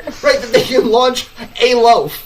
Yeah, or, like, a cabbage. Right. One cabbage. Right. Yeah, this whole battle scene as a sort of prelude to the later one, like as a visual contrast, right? Like the Almoravids. The Emir of Valencia eventually finds himself surrounded and then gets like thrown off a wall, which everyone is very, very happy about, apparently. Right, because why wouldn't you just Conrad of Montferrat somebody? Yep, El Cid is welcomed and everyone is delighted that he's in charge now. Right, because they were just waiting for the Emir to be gone, right? Like, that was the real issue. Yeah. Which, I mean, to be fair, I mean, that's to some extent is an El Cid, this kind of like, we love you, buddy. Right, like, he's just got such a high charisma score that he just gets everybody to do what he wants. Yeah. So to be fair, that's not entirely the fault of this film. That's at least as sort of the source material. Right. His buddies all encourage him to take the crown for himself and proclaim himself King of Valencia. He instead, of course, takes the kingdom in honor of Alfonso, whom he describes as the, quote, King of Spain. Sure. A country. Right, why not? I definitely will say I am, like, especially irritated about this right now, like, as specifically, like, a Catalanist talking about this, like, very soon after the Catalan leaders involved in the referendum have been given 10-year sentences. Right, in scary prison, too. They're not going to Martha Stewart prison. No, it's, like, real prison. Yeah. This, like, insistent talking about Spain in, 1961 under Franco is just so... Right, and, like, 25 years beforehand, horrifying. He's been doing some pretty awful things in Valencia and in Catalonia especially. But, like, especially Valencia is one of those early places in the war where he's just ruining entire towns. Yeah. The King of Spain needs to be acknowledged as overlord in Valencia. Yep. That's not even close to subtle. Yeah. You can feel the army's influence in that. Oh, yes. His friend says, what a noble subject, if only he had a noble king. Yeah, what? Like Franco, I guess. Right. Well, and, like he's waiting for Juan Carlos. The crown of Valencia is sent to Alfonso with no conditions, although his man suggests that in thanks of all that the Cid has done for you and Spain, Alfonso should then support him in the subsequent fight against Ibn Yusuf. And Urraca then basically just, like, tells him to fuck off, and then Alfonso just throws her to the ground because, like, there hasn't been enough violence against women, so we need to get some in before the movie ends. Well, yeah, I mean, you can't just beat up Jimena. It just felt like this movie was almost trying to be like, in Spain we value real traditional gender roles. All of the smile more, domestic violence being glossed over stuff. It was a special level of bad. Yeah. Though I will say at least this movie does pass my very, very low bar test, which is that there has to be one named female character that doesn't die. That's true. And there are two. I don't count the daughters because I don't think anyone ever says their names. No, I don't think so. Which is another thing that's sort of... El Cid's daughters are not only named, but do a lot of stuff. Like, they are important characters in the Cantar. Yeah. Now, granted, they're important characters in the way that medieval female characters often are in chivalric stuff, where, sometimes they're active and sometimes they're these sort of masculinity reflectors for all the problems with the Infantes de Carrion. But, like, it is sort of strange that more isn't done with Urraca and with her sister, right, who should also be there, and with Jimena and with their daughters. Yeah. Leaving aside the fact that at this point in the history, Alfonso has a formerly Muslim wife as his queen. His first two wives have died. He's on his third wife, Zaida, who takes the name Isabel. We're just going to gloss over that fact, which could have been, like, another one of those, like, if you're going to redo the movie, here's how to fix it. But that would also then, of course, complicate his awkward semi-incestuous relationship with his sister, though, if he had a wife. Well, that's true. All of this is to say, after this, we get... If I've got my chronology right, my notes at this point are getting more and more all caps. Yeah. But at this point, there's just a random crucifixion, but but not an accurate one. No, Ibn Yusuf just, like, throws up this, like, awkward diagonal cross and crucifies Ordonez. Yeah, Ordonez is crucified on a cross that's Y-shaped, because apparently Ibn Yusuf is secretly an Assyrian warlord 2,000 years too late. And, like, he's tied to the cross. Okay, fine, he hasn't been put up yet. The nails are, like, sort of off-screen, and you can kind of tell they, like, put it through his fingers to make it look kind of right, even though, properly speaking, in a crucifixion, it goes through your wrists and through your the joint around your ankles. But, like, all of that is to say, why is Ibn Yusuf crucifying people? No, no idea. I looked in Almoravid Chronicles, there ain't no crucifixions. No. Why is he crucifying people other than to make him seem like an even more bad guy? Right. I mean, so there's a, 10th century rebel against, I think it's, right before they declare the Caliphate of Cordoba, who gets crucified, which is a completely different context. And the Almoravids and the Umayyads are very different culturally, right? They're from absolutely. The Almoravids are these Sanhaja tribesmen, tax reformers, whereas, by the time of Abdurrahman, they're, constantly trying to prove that they're the real Muslims in the area. And in doing so, crucifixion is a good way to demonstrate their separateness from these mildly Christian rebels who are participating in this whole thing. But, this is all just to get Ben Yusuf ibn Tafshafin over as a bad guy. He's just as if they're then the attack that they then launch, which is at the nighttime, because apparently Almoravids are Uruk-hai from Lord of the Rings. We're just going to gloss over. They can't be out in the sunlight. Yeah, although to be fair, given the Murkas, I can kind of see why they'd want to attack in the night. They have dark vision. They have night vision goggles. It's totally legit. Because Valencia in the summer is brutal. Wow, I mean, and that's fair. This whole battle scene just screams some Hollywood producer thought that we needed all this stuff. They have 14 siege towers. The conquest of Jerusalem in the same year has 5. Yeah. But Valencia has 30. Where did the Almoravids even get all this siege equipment? They just brought it on their boats? In the Armada. Yeah. Each armada. And also, one of these siege towers, by the way, the one that Ibn Yusuf seems particularly associated with, has these longhorn cow skulls on them. Yeah, for no reason. It's insane as a choice. Yeah, my favorite part is that the armada is always kind of in the background, but it almost looks like they're ships on sticks that somebody just planted in the harbor. We can't afford the whole boat. Let's just put boat silhouettes out there. They're also black veiled to match Ibn Yusuf, so you know that they're his boats. Well, yeah, because the only way you can tell a boat apart from another boat is if it's the same color as the people that are uniformed to be on it. I mean, boats just gradually come to resemble their owners like dogs. Right, that's right.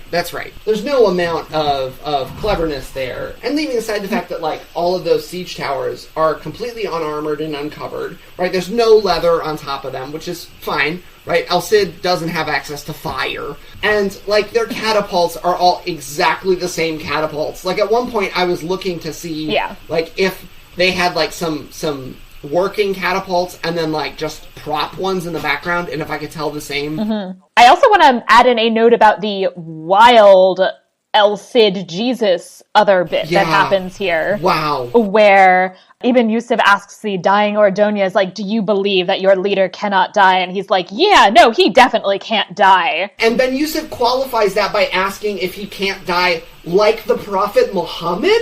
Do they know anything about Islam? Right, well, I mean, leaving aside the fact that, okay, maybe Menendez Pidal is just confusing Almoravids and Almohads, and he doesn't have great Arabic because he's not Huisi Miranda, and they always have this little, feud between the two of them over whose students should get jobs.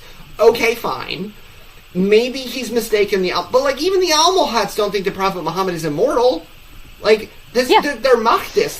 They're looking... No one thinks that. That's, So, not only... That's literally, deeply against the tenets of Islam. Yeah. Well, and, leaving aside the fact that we rarely say the word Islam in this whole movie, there are frequent uses of, Mohammedan, which, where is Washington Irving when we need to slap him? Yeah. There's just so much about this that screams 1960s, know that Islam is a thing, but they're not exactly sure what it is. Yeah. So then this is apparently a battle between our god, Mohammed, and your god, El Cid, which is just such a deep misunderstanding of both Christianity and Islam, and it's fascinating. Yeah, no, I didn't know that El Cid had undergone any kind of apotheosis. I guess he does have a beard and a scar, so he spent his 40 days in the wilderness.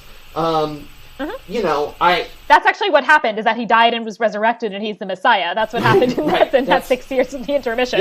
Yep. That's why the intermission just had pictures of barns, because of course the resurrection had to take place in a barn. Yeah. And which explains he and Jimena rolling around in the hay, because of course that's the last temptation of the Barn King. Yep. I love too that Ibn Yusuf is crucifying a really valuable hostage while real-life Ibn Tafshufin is super interested in taking as many hostages as he can so that he can keep up his tax reform program by dumping all that money into their budget. Yeah, because that's a strategy that makes sense. Unlike these strategies practiced by anyone in this movie. Yeah, wow. Guys who have never played Risk. They go into this wild battle in which the Cid does eventually get shot with an arrow and is kind of brought back wounded, clearly not doing well. Turns out that they have this whole thing, even, okay, you can leave the arrow in which case he's definitely going to die, or you can pull the arrow out, in which case he'll, like, really need to sit and recover for a while, but, like, he might live. Yeah. So he then insists on, no, leave the arrow in, because the most important thing is that I personally absolutely have to be alive or dead on a horse leading the troops tomorrow. Right, because he couldn't get on the horse while wounded and bandaged up, right? Like, that's just... Right! Alfonso also just shows up. Right. I don't know what he's doing or how he got there and how he got past enemy lines. Right. El Cid says, if only I could live to see Spain in peace, to which I wrote down in my notes, that'll take you about 400 years. Yeah, if you're lucky. And that's just to see Spain. Right. Not even the in peace part. No. No, this last battle is so over the top. The scene of, which of course isn't in any of the contemporary accounts, comes from a much later chronicle. Cid being dead on his horse riding into battle anyway. Right. Because of course, like, just seeing him, like, nobody's gonna realize that, like, he's definitely pretty stiff. Dude is dead. Right.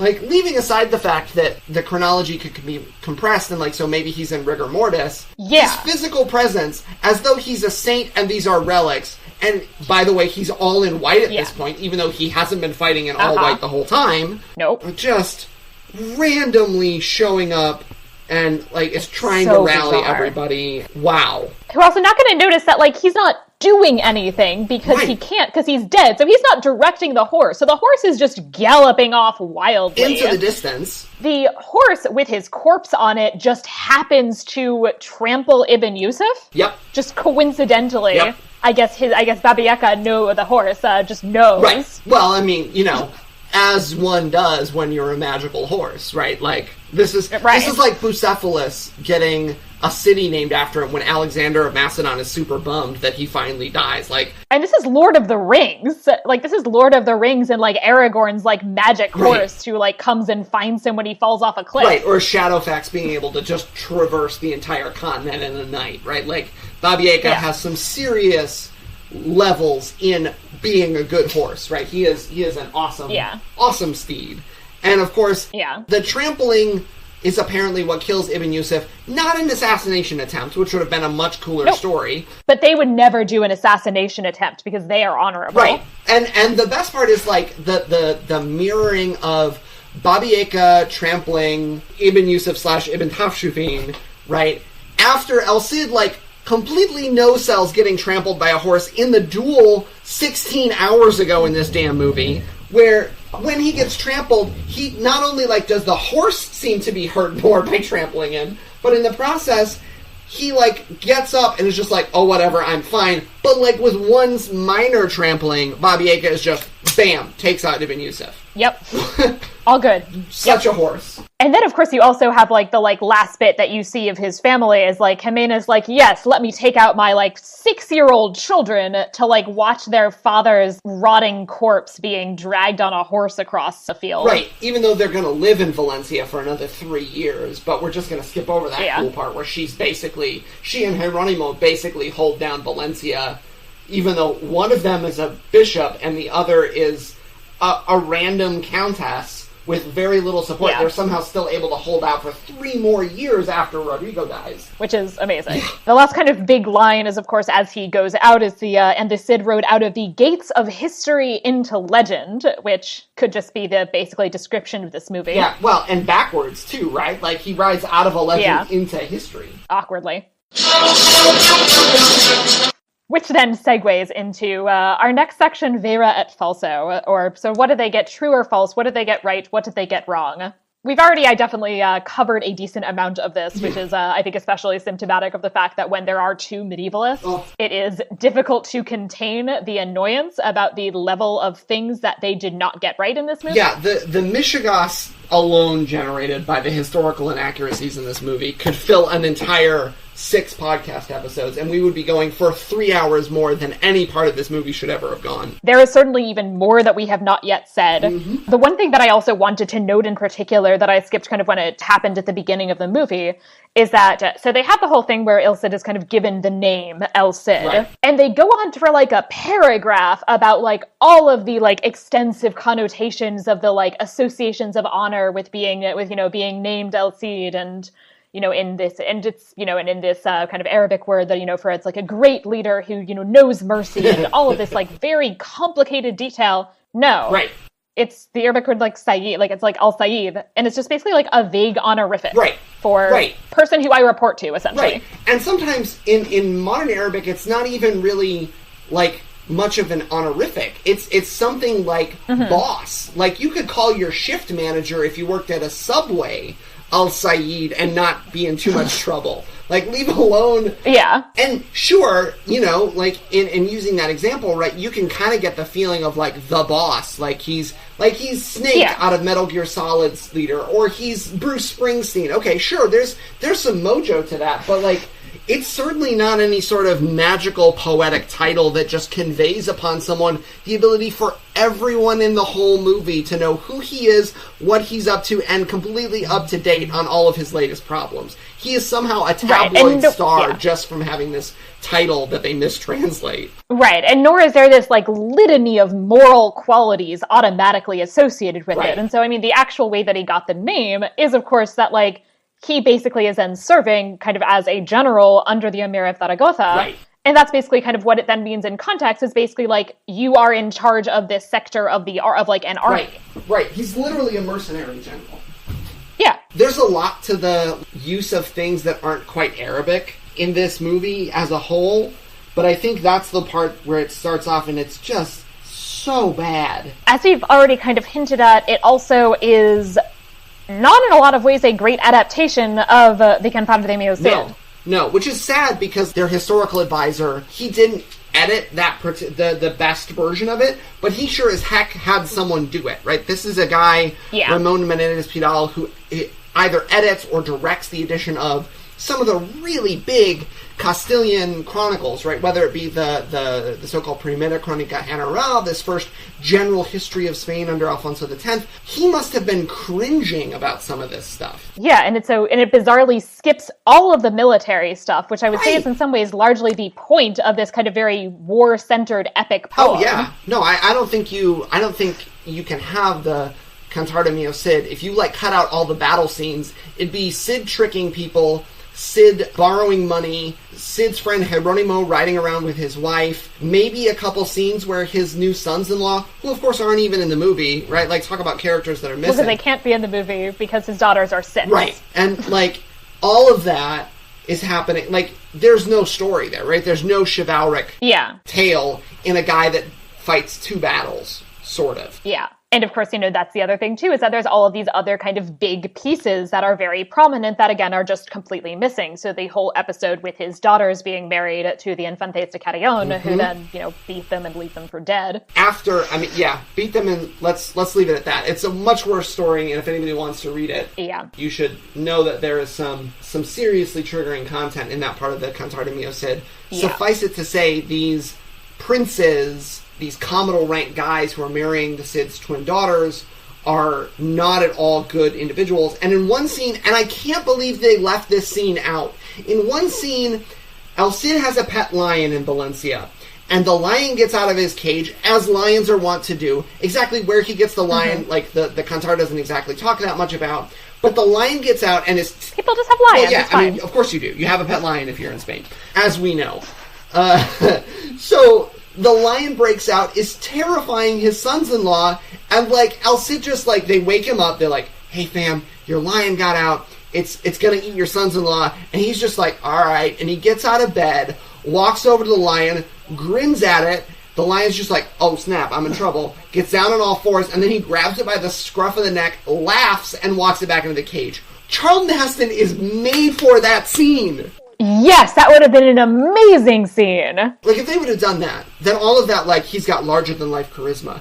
Everybody's drawn to him, right? The Urraca love triangle thing, that everybody not knowing what side he's on because they disagree with him, but they're drawn to him. Like, you could have done a lot with that. Like, Charlton Heston, for all the you know, this movie and his later history of advocacy after the civil rights movement is problematic, like, he was legitimately a sex symbol for Hollywood males in the period, right? Like, you can see him pulling that role off. And it's frustrating because the idea of his charisma relies entirely just on Charlton Heston being charismatic. Right. Which, not that he isn't, but he doesn't do anything that really explains that level of charisma. Right, especially in a medieval world that's very much show, don't tell. They do a lot more telling than showing in this movie. Yeah. So that's really disappointing, is that it's really not in a lot of ways, a great adaptation of El Cid. And then also, as we've talked about, like, it's such a mess in terms of the chronology.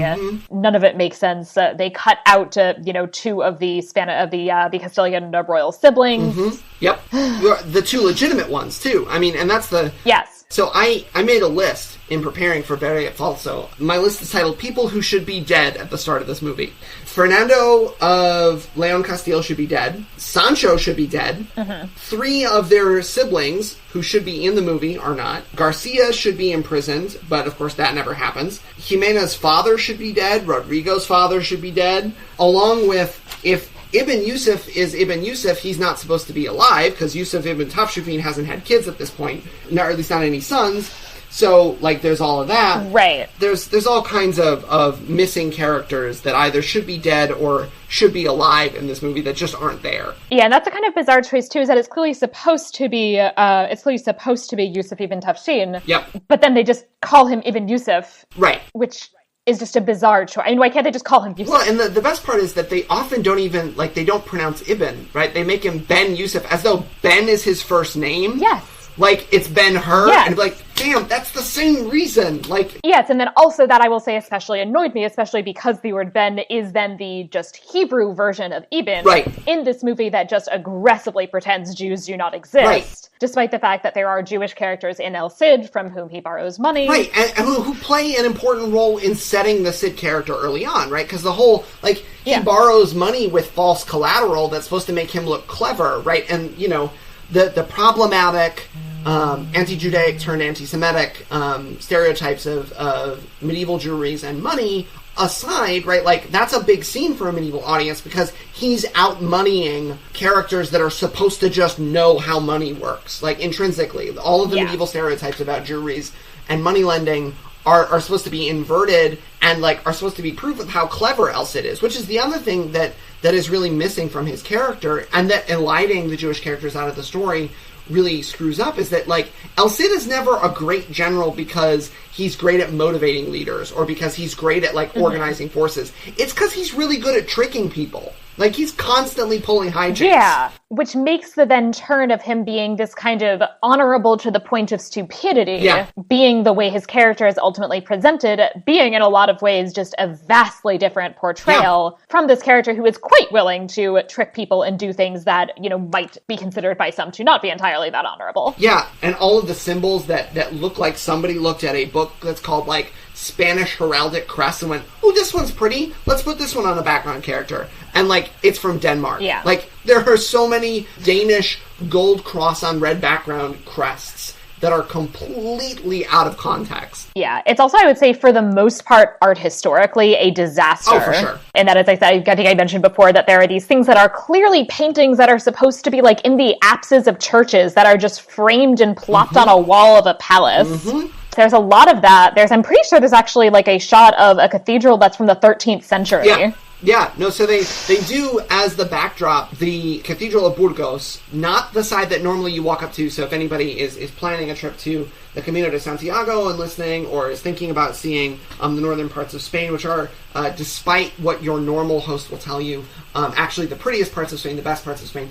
In Burgos, there's a side that they're using to frame it, and it's not the side you enter, it's not the pilgrimage side, it's not the triumphal sacral side, it's sort of like the back door-ish of this amazing Gothic cathedral, which, by Teresa Whitcomb's estimation, is sort of this first hybrid and attempt to bring Gothic architecture in full vogue into the city, which they're not going to tell you in this movie that building that they're putting in front of was consecrated by, or was inaugurated by a bishop who was himself a Mossarab, right? So this Arabic-speaking Christian from Toledo who goes to school in Paris, who ends up becoming Bishop of Burgos, builds this massive cathedral, which is the backdrop for some really important scenes in this movie. The swearing of the oath, the sort of standing in front of big buildings outside stuff is there, and it's absolutely just disastrously funny. The one thing that I will say I appreciated from an art historical perspective is that they do, I will say pretty consistently, all of the crucifixes are like the Jesus who is very relaxed about being crucified. Yeah, they don't have sad Jesus. Yeah, which is the earlier practice and which would have been the one in the 11th century as opposed to the kind of later development of, the suffering Christ on the cross. Right. And the nice thing is that even though he's wearing a crown in most of those, it's not a crown of thorns, right? So it's not post-Latin Empire sending all these relics back after the Fourth Crusade, which is nice. And that's the thing, right? Yeah. I think that's what made it the most frustrating for me, is not that there were some historical inaccuracies, right? Because watching a film like this with our background, it's just going to drive you crazy. So I was willing to accept if there are inaccuracies and they're consistent about it, okay, fine, you're streamlining for plot. But there were just so many peaks of, really good accuracy that it was like, what are you doing? Yeah. They were using good-sized cavalry sabers in that big duel for Calahorra, but they put a Scottish 15th century claymore in the ground that's why is that the dual-ending sword? Leaving aside the fact that they've got a Morning Star mace that does not exist, right? Which is a complete invention. Yeah. The weird mosaic of good and terrible was rough. Yeah. I guess the only thing that really drove me really nuts about this, in this whole process, is that they made changes, especially the Calahorra Zamora thing, in a way that really kind of minimized the El Cid is a good guy in a hard situation, rather than he's the only good guy in a situation full of terrible individuals. Yeah. That's the part that drove me nuts. Yeah. Was that, they really screwed this up. Yeah. It is so clear to me, watching this movie, that Franco is absolutely trying to portray himself as El Cid, right? That is so clear. Oh, absolutely. Right? Which is so disturbing. He's this common general, he's got kids, the king is aloof and incompetent, people from, the people from Catalonia are causing all these problems, and people from Africa are causing all these problems, because, of course, in the late 50s, early 60s, there's a big sort of tension with Spanish colonial projects. All of that is so bad. You can feel almost a propaganda ministry behind the camera. And, it's unfortunate, because Menendez-Pidal, rightly and wrongly, gets criticized for his role in the Franco regime, and I don't think it's fair to point to him and say, here's a Joseph Goebbels, right? He's not that level propaganda minister. No. But he is certainly one of those times where good men did nothing, and that's where the evil comes from. Especially with a movie like this that's coming at the time. So I was looking at Spanish tourism stuff from the 50s and 60s to try and situate my brain in what Franco's up to, right? And this is the part where he's doing this whole España es diferente, right? Spain is different, Spain is special, Spain is magical, the wine is better, the food is better, everybody's honorable, don't visit Valencia, it's a frowny face place, you should come to Madrid instead, right? The trains run on time. Yeah, they do. Yikes.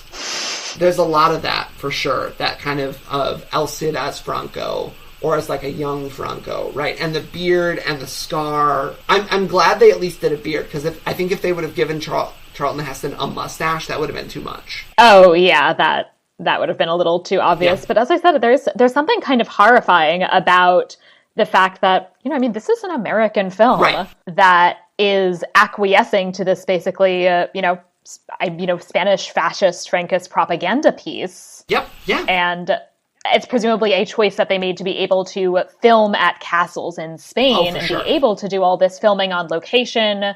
There's funding coming from the government too, right?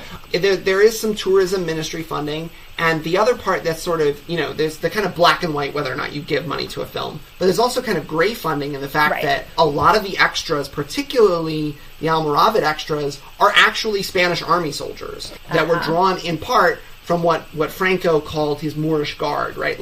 And trying to channel this sort of old school caudillo thing, right? The fact that Franco, when he launches his takeover, comes from the Canaries and from the divisions in Morocco, he's inverting that to try and make it more acceptable by, like, sort of retelling this whole story about, like, the first time somebody came over, it was bad.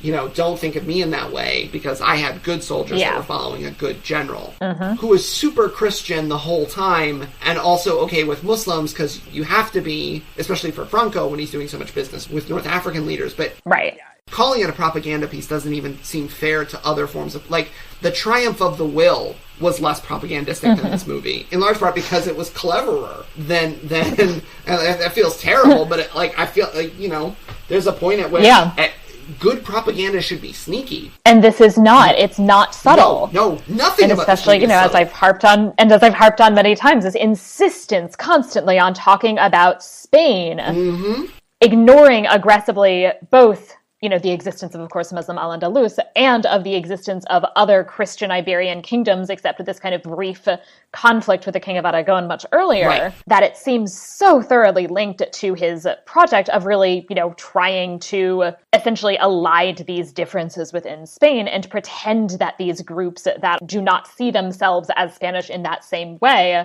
and do not identify with this Castilian culture, that he is trying to make those people not exist, essentially. And that is also what this movie is doing in a very aggressive and unsubtle way. Yeah, no, and I think it's particularly interesting. And you noted the Catalan part in particular. And of course that's, you know, it's the heart of the Spanish Republic. Despite all of its problems, that's where a lot of the resistance is organized, right? And so, you know, and Franco is certainly very nervous about the old Soviet role, so you can sort of see why he would want to push back against that region. But I think one of the things that I found particularly shocking in that whole project was that, like, you know, Alfonso VI is from a Basque dynasty, and they completely allied that Ordóñez is from Nájera, which was, of course, like is on the periphery of the Basque country, was the site of some real heavy fighting. Yeah. And, you know, they allied all of that Navarrese stuff. And, you know, Basque nationalism, by the time Franco is in power, even at the end of the Civil War, has a good 60 years of momentum,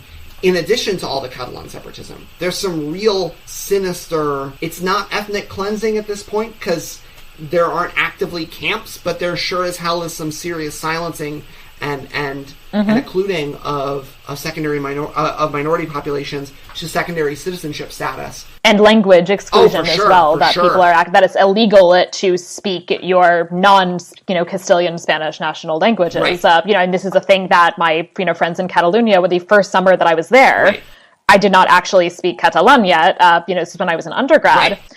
And I would, I realized that was like a thing, and I would apologize about it. And then they'd all say, oh no, it's totally fine, we'll speak to you in Spanish, but like, let me tell you about Franco. Right. You have to know that's why. And you know, I mean, in my experience, so, you know, a shout out to the fantastic people that organize the International Medieval Meeting in Lleida, which is in the heart of Catalonia every summer, a fantastic conference and very hospitable, right? One of the things that I noticed the first time I was there was, you know, I would ask for directions in Spanish, and I always got a little bit of a cold shoulder, and then somebody told me, you're in deeply Catalan country. Yeah. And so I learned very quickly how to apologize profusely that I had to ask in Spanish, and, you know, followed up with a punchline about my Catalan being kindergarten level, and almost without fail, right? There's a code switch to English, right? It's why don't we speak English instead? Because that's less offensive. Yeah, no, I mean, because in Barcelona there's a decent amount of back and forth still, but like when I do a lot of my research in Vic and Girona, I've gone months not hearing a word of Castilian. Right, yeah, and that's really the sort of interesting part where, you know, when you think about like a statue that's in Burgos, just over the Ponte San Pablo of El Cid, or the one that's in Valencia, right? Like, they are projects of this period to make El Cid a national hero so that he's a Castilian national hero for the whole nation, which is Castilian whether you like it or not. Yeah. You know, that's particularly toxic for some of this way that the Cid story has been used, especially since, you know, Franco is also really interested in setting up narratives that make this sort of native Castilian Spanish spirit the thing that fixes the peninsula. Oh, right, it's a podcast. People can't hear me making air quotes with my fingers. Fixing the peninsula in terms of removing Muslim invaders, right, which is how they'll term it. And, like, look, there was an invasion in the early 8th century, and there were Muslim leaders ruling over the peninsula, but most people who lived in the peninsula who were Muslim for the 7 centuries where Muslim rulers held big parts of the territory were native born, right? Of course they were, right? There's no such thing as a 700-year-old person. And so this campaign to not only exalt this idea of Castilians taking back their land from Muslim invaders and sort of asserting Castilian supremacy by emphasizing Isabella and downplaying Fernando in the story of the conquest of Granada is all part of this big project to paint this 800-year-long picture of Spain finally getting its own back. And, that's part of the reason that scholars, both in our research work but also in public communication, have done the same thing with this term reconquista, reconquest, that we've done with feudalism, which is to say, like, it's a catch-all term, but there's so much baggage with it, maybe don't use it unless you absolutely have to. Right. I mean, and it is such a polemical term that I tend to acknowledge the existence of the term to my students because some of them know it. Right. And so because I feel like you have to talk about it. But I mean, the kind of example that I use is that even if you're talking about, say, 1085 conquest of Toledo,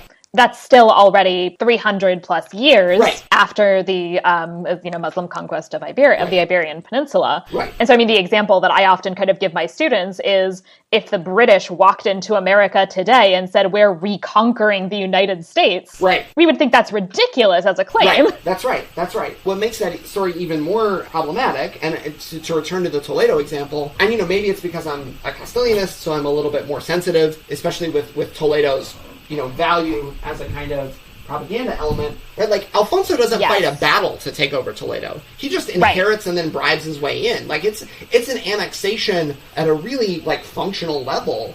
And one of the things that shocks me about it is the persistence of this idea that, like, that it's a Muslim invasion when Tariq's soldiers were invited. They were invited in during a civil war, and they were like, okay, cool, you guys can't pay us, we're just going to take these farms then. And it became a bigger thing, sure, but as they just stayed. Right. Well, and as is usually the case, right, like, Nazi trolls on the internet will say, like, well, but Muslims invaded. Like, yeah, but you're exalting Charlemagne, who literally genocided whole towns when they wouldn't convert. So, like, let's be a little bit more careful. Yeah. And I think this is really the sort of big takeaway. Let's be a little bit more careful with how we use historical narrative to tell stories, both to our students, to the public, to podcast listeners, to try and make sure that when we're telling the story, we don't revert to black and white, teleological, the ending tells you what the beginning of the story was, because that really screws things up when it comes to the fact that when we're telling these stories, we're doing them with a guide toward getting it right in a meaningful way. Yeah. The other note that I did just want to make is related to this kind of Christian conquest is that it's awkwardly presented as this essentially victory of religious toleration against fanaticism, and therefore in ways that bother me especially deeply as a historian of specifically the Jewish communities of the medieval Iberian Peninsula. It drives me insane because it's different in the 11th century than it is in the 15th, but fundamentally the Christian conquest of different, annexation, etc., of different parts of the Iberian Peninsula is a Christianization project. Oh, for sure. That in Toledo, they take the, in Toledo, in Cordoba, they take mosques, they take the, lovely mosque and they turn them into churches. That's what they do. Right. Which is, to be fair, not without reverse precedent, right? The same thing is true. Yeah. Oh, no, of course. I don't mean to say that it's not happening on both sides or anything like that. But that there's this effort made to present these, the Christians as these religiously tolerant figures. Right. And that's not something that reflects the reality of Christian conquests.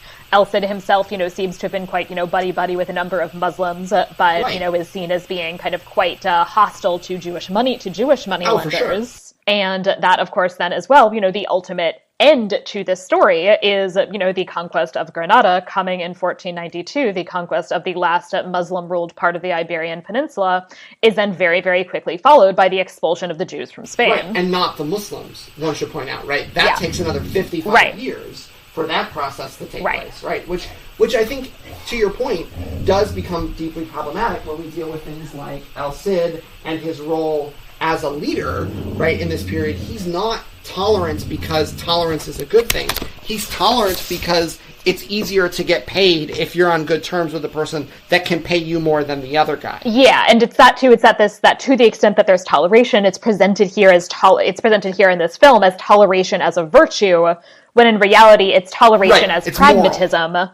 Essentially, that there are a lot of Muslims, and so you have to do something with them. Right. It's a moralizing story instead of an economic one. Yeah. And I think that is one of the things that as a lasting takeaway for this film is one of the more problematic. The whole thing is moralized in such a way that it exalts this kind of Christian Spain that doesn't exist. Yeah. And in fact, we know from contemporary records that more often than not, Muslim polities in the South had greater degrees of toleration for non-Muslims, provided they follow the usual rules as laid out in the Pact of Umar and the Treaty of Batudmir. Mm-hmm. Like Mutasib manuals say it's okay for Christians to sell sausage, they just can't please sell it as mixed meat in the open market, where people could accidentally buy it wrong. Yeah. Whereas on the other side of the border, 20 years earlier, from that Mutasib manual in Sevilla that spends so much time talking about sausage vendors, fascinatingly, the Code of Cuenca says that a Muslim slave should be awarded to any chaplain, so a religious cleric, who rides with the raiding host to steal things, right? So I think one of the problems that we get into is we want good guys and bad guys. We want black and white stories. And in reality, right, history is never that teleological, never that simplistic. The elimination of a lot of characters to tell a simpler story, whether it be eliminating Jewish characters, eliminating some of the female characters who should be in this movie, there's a lot there that is really not right, that could have been much better. Yeah. So that's a good lead into the Fabula Nostra section, where we talk about the kind of things that we would want to do, in fact, to make a better version of this movie. I mean, I would really like to see one that acknowledges the more complicated nature of interreligious interactions. Oof, yeah. There's so many female characters that we've already mentioned already who could have been included, but the other one that I actually just wanted to highlight in particular is that Ibn Tashfin's wife Zainab is in fact quite well known as being somebody who basically acted as his de facto co-ruler. Yeah. And there is really not a single Muslim woman in this film. I honestly don't remember any. I think that might be like... I mean, there's kind of masses in Valencia. I think there might be one or two female extras. Right. But nothing noticeable for sure. And I guess there's like the harem women. Right. Well, and they're props in that scene. Exactly. Right? They're not even extras. Exactly. Like there are no actual female characters. Right. Well, and I think that's also an interesting lead in to the fact that, like, El Cid is in a lot of this movie, but he's doing nothing that's Cid-like, except for at the very end, sort of. Yeah. And I think one of the things I would like, if we were redoing this movie, is to almost take El Cid out of it. Mm-hmm. I think one of the things that's so powerful about that character and about that story is that there are so many instances where Cid is the focal point for what we're talking about. But he's often off stage, even in the Cantar. And so to me, I would love to see one of those actors that can get a point across very quickly and can really sort of convey seriousness for a scene, show up, be El Cid for like 2 minutes, and then leave. Mm-hmm. Because I really think, maybe somebody like Antonio Banderas playing El Cid as a sort of like, he's got charisma, he's got charm, he is everything that you want him to be as El Cid, but he can also be off-screen enough that people would say, like, okay, well, he didn't overpower the whole scene. Yeah. I think there are definitely some actors that could really get across those secondary characters in ways that would be not only entertaining, but would demonstrate that this is a much messier picture. Yeah. The fact that the Infantes de Carrion, who are a huge part of the story, are missing is a big problem. I think that El Cid's daughters don't have... like, with the exception really of that convent scene, they don't have any lines. I mean, and the fact that they're these 5-year-old children, like, makes them also, I would say, into kind of props to some extent. That's right. When I was thinking about how to recast the movie, I was thinking, okay, we need the Infantes de Carrion to be truly terrible human beings, or at least one of them to be terrible enough that they could taint both, and really kind of play up as heels. Across from twins, right? That part's legit. Mm-hmm. That could sort of steal the show, even if they're not saying much. So, professional wrestling aficionado that I am, I decided that the twin daughters of El Cid need to be the Bella twins, who do have really good physical chemistry as physical actors, right? Of course they do. They made their career by stunt fighting and then by having a reality show. And I think having the Infantes de Carrion as James and David Franco, right? Have James Franco be the really toxic character, because that's something we know he can do well, both on screen and behind the camera. Really kind of puts it in a position where you could get that drama, that family squabble drama, while they're all trying to deal with what to do about their father/father-in-law and this project that he's working on to sort of carve out a kingdom for himself. I think could be really great. I was honestly kind of thinking Ben and Casey Affleck, but I'm not sure I want to give Casey Affleck money. Well, and that's the sort of problem, right? Like, I'm not entirely sure that James Franco is a terrible human being. I think some of that might be a bit of an act. So I'm okay with, letting his brother maybe get the more sympathetic portrayal, and then we can just sort of leave him undecided. I think the fact that we independently came up with the same conclusion for who should play Jimena is something else. I mean, because you, Penelope Cruz, would be fantastic. Yeah, no, absolutely. And I think, even if it's a more family-oriented struggle, I think the thing that really drives me crazy, and, partly this is as a religious and legal historian, the fact that El Cid's sidekick, Geronimo, who is a Burgundian monk turned cleric, who in one part of the Cantar de Mio Cid says, so he's guiding Jimena and the girls from one place to another, and they get ambushed, and he takes out his sword and participates in defending the party, from these bandits. And then it narrates like how Geronimo came to Spain, which, in the text actually is Espani, right? So this sort of a big regional sense, not an actual country. But he gets there and he kills so many Muslims that he loses count in that scene. So it's not as though in trying to elide some of the grotesque racializing and anti-religious violence, we're necessarily trying to whitewash the Cid. But, like, he's not the only guy building a Mongolian skull pyramid, right? He's got sidekicks that are interested in these projects on both sides of the confessional divide. Yeah. And so I think that could be really useful. When I was thinking about who to cast, I thought, like, we need somebody that can be devilishly charming, clever, violent, but also very sweet. And I thought Christoph Waltz for that role, sort of harkening back to what he did for Tarantino in Inglourious Basterds, in a really kind of powerful way, plus his natural accent would sort of say, like, okay, you're not from Spain, right? You're not from Hispania, you're not from Iberia, in a way that could be a useful show of trans-Pyrenean diversity in this period, which we know is a thing, right? Yeah. We definitely could have done this movie better, Sarah. I'm sure of it. Yeah, definitely. My one piece of very snarky casting is that I was going to suggest Nicolás Coster-Waldau and Lena Headey for Alfonso and Juanaca. Yeah, I think that's a good shout, for sure. When I was trying to think about Alfonso, I thought Kevin McKidd, because I really thought his portrayal, the gravity and the brooding anger that he did for Lucius Vorenus in HBO's Rome could really get across. But I like the double nod there for sure. And I think for Ibn Tafshfin, we've both got some good ideas for what to do there. I really like the idea of using Idris Elba, because he's got that sort of like quiet, serious, heavy demeanor when he wants to. I thought that would be really, really kind of something else. But I think the other thing is you don't necessarily have to have Ibn Tafshfin be this sort of focal point character in the same way, in large part because he's not in the Cantar de Mio Cid. He doesn't really show up. Right, I mean, that really the kind of character that you need much more in a lot of ways is the Emir of Zaragoza. Yeah, and I think Al-Mutamin, there's so many characters that you could get where they can really get you that sense of, there's so many actors who could get the character into that mode of, like, they're overwhelmed and they're being pushed on from all sides and they need help.